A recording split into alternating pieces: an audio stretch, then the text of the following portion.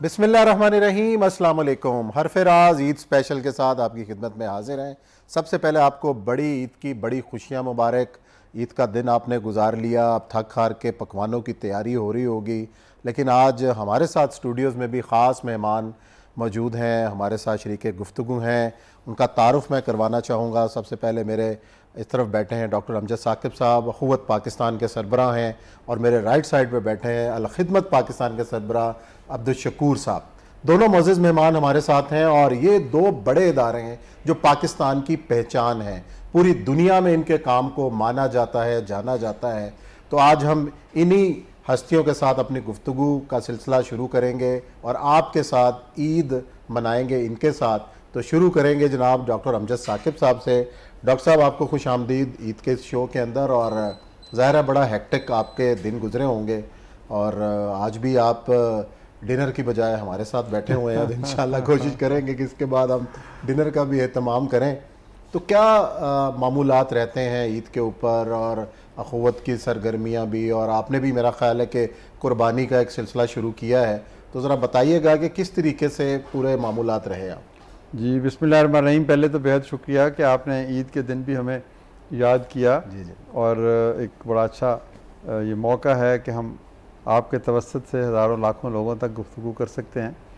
تو معمولات تو وہی ہیں، وہی ہے، چال بے ڈھنگی والی بات ہے۔ صبح سورج نکلنے کے بعد جو سلسلہ چلتا ہے، تو لیکن اس میں ایک دو چیزیں ہم اضافی کرتے ہیں کہ عید کے بعد میں جاتا ہوں، ہمارا ایک ذہنی امراض کا ادارہ ہے فاؤنٹن ہاؤس کے نام سے، اس کی بہت سے لوگ مدد کرتے ہیں، تو وہاں پر 400-500 مریض مستقلاً رہتے ہیں، لیکن عید کے دن کوئی 50 یا 100 لوگ ہی گھروں کو جاتے ہیں، باقی سب وہیں رہ جاتے ہیں۔ تو وہ بڑے دردمند لوگ ہیں، بڑی دکھی سے لوگ ہیں، ان کی آنکھیں گیٹ کی طرف ہوتی ہیں کہ کب میرا بھائی آئے گا، کب میری ماں آئے گی، کب میرے والد آئیں گے۔ وہ محسوس کرتے ہیں کہ عید کے دن انہیں اپنے گھر ہونا چاہیے، تو کوئی لینے نہیں آتا، تو کوئی پھر ہم نے تمام دوستوں کے لیے یہ لازم ہے کہ ہم ان کے پاس جائیں، ان کا دل بہلائیں، تو وہاں پر بیٹھتے ہیں، گپ شپ لگاتے ہیں، ڈھول شول وہ ہم ان کے لیے منگواتے ہیں تاکہ ان کو عید کے رنگ، پھر وہی قربانی بھی کرتے ہیں، ان کو کھانے پینے کی چیزیں۔ تو بس اس کے بعد میری والدہ کا مدفون ہے لاہور میں، ادھر جاتے ہیں، ڈاکٹر رشید چوہی صاحب جنہوں نے اس ادارے کو بنایا، تو دعائے مغفرت کرتے ہیں۔ پھر اخوت کے ہمارے جو ساتھی ہیں ان کے ساتھ ایک محفل ہوتی ہے کہ ان لوگوں کو بھی ملنا، ان کا حوصلہ بڑھانا، کام بڑھانا۔ شام کو کوئی مہمان آ جاتے ہیں یا ہم کسی کے پاس چلے جاتے ہیں، جی، تو اور پھر رات کو آپ بلا لیتے ہیں، اسی طرح بلا لیتے ہیں، باقی چینلز بھی بلا لیتے ہیں، تو ہمارے ساتھ ہی آپ کی عید گزرتی ہے۔ شکور صاحب کی طرف سے آؤں گا کہ الخدمت پاکستان بہت بڑا نیٹ ورک۔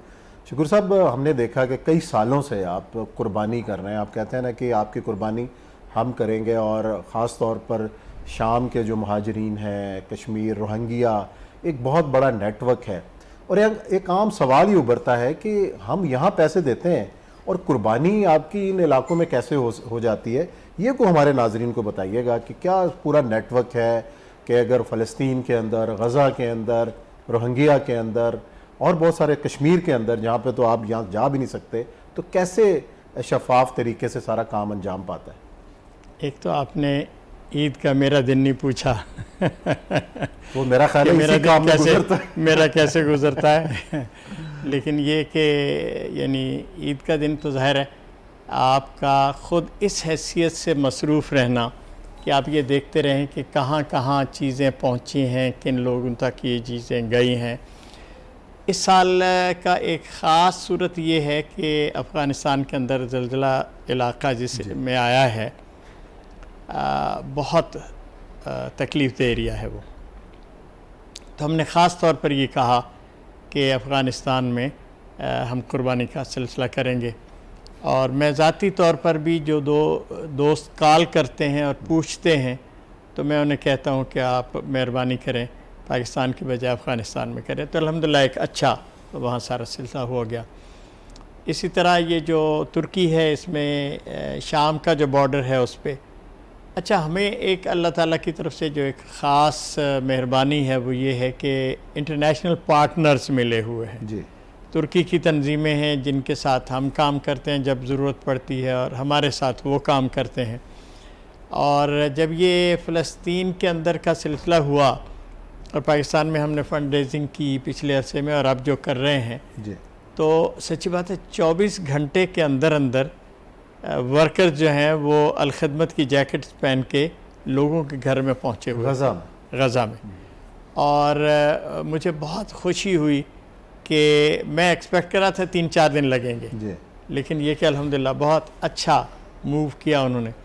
تو یہ جو انٹرنیشنل سیٹ اپ ہے، اس میں آپ یوں سمجھ لیں جیسے آج کے دور میں اکانومی میں بینک کام کرتے ہیں، تو ہم این جی اوز بھی بالکل اسی طرح کرتے ہیں کہ آپ نے پاکستان میں ڈپازٹ کیا اور اگلی رات آپ نے دنیا کے کسی بھی بینک میں دنیا میں اپنے پیسے وصول کر لیے. جی تو ہمارا الخدمت کا جو نیٹ ورک ہے یہ ورکرز کا بینک سمجھ لیں، اور الحمدللہ اس کے سبب سے یہ دن جو ہے وہ بہت اچھا گزرتا ہے. یعنی آپ یوں سمجھ لیں 3-4 ہزار گائیں ایک دن میں ذبح ہو رہی ہوں، اور وہ فلسطین میں بھی پہنچ رہی ہوں، روہنگیا کے لوگوں تک بھی پہنچ رہی ہوں.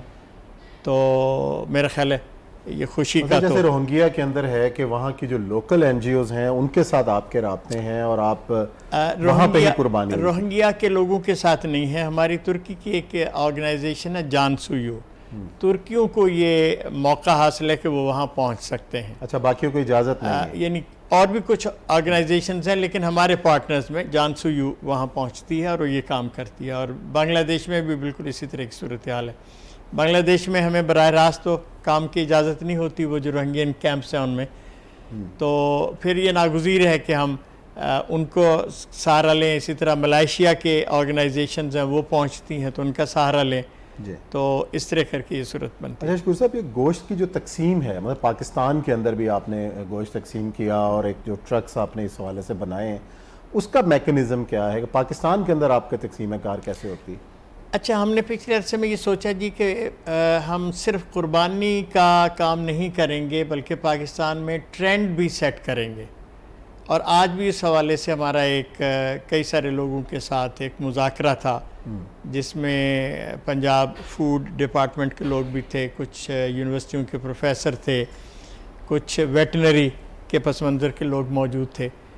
تو ایک تو یہ ہے کہ ہم نے الحمدللہ یہ کام کیا ہے کہ ہمارا ڈونر اس وقت جہاں بھی ہے تو ہم اس کو کوشش کرتے ہیں کہ لائیو کوریج دیں کہ آپ کا جانور سے لیا میں فلاں جگہ پہ ذبح ہو رہا ہے یا ہو گیا ہے، اور اس کا گوشت تقسیم کرنے کا مرحلہ اب شروع ہو گیا ہے. بعض جگہ پھر دقتیں بھی آتی ہیں اس لیے کہ نیٹ سروس کے بھی مسائل ہوتے ہیں، لیکن یہ الحمدللہ اس کو ہم کر رہے ہیں. دوسرا، ایک بڑی تعداد میں لاہور میں اور جہاں اور ممکن ہے کراچی میں اور اسلام آباد کے پاس بھی ہے، تو یہ جو بڑے جانور ہیں ہم بک کرا لیتے ہیں کہ ان کو ذبح کر کے چل کر کے ان کا گوشت جو ہے یہ پیکٹ بنا کے تقسیم کریں. اور چونکہ الخدمت کے پاس یتیم بچوں اور بیوہ ماؤں کا پورا ایک ڈیٹا موجود ہے، تو اس لیے ہمیں کسی کو لائن لگوانے کی ضرورت نہیں ہوتی. ہمیں ایگزیکٹلی پتہ ہے کہ ہمارے ورکر نے کہاں جا کے گھروں پہ پہنچ ان کی جاتا ہے تقسیم بڑے کرنا ہے. تو الحمدللہ بہت خوبصورتی کے ساتھ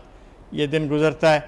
اور ہم فون پہ بیٹھے پوچھتے رہتے ہیں کہ کون کہاں کیا کر رہا ہے. چلے جی، گفتگو کا سلسلہ جاری ہے. یہاں بریک کا وقت ہے اور بریک سے واپس آئیں گے اور امجد ثاقب صاحب سے گفتگو کا آغاز کریں.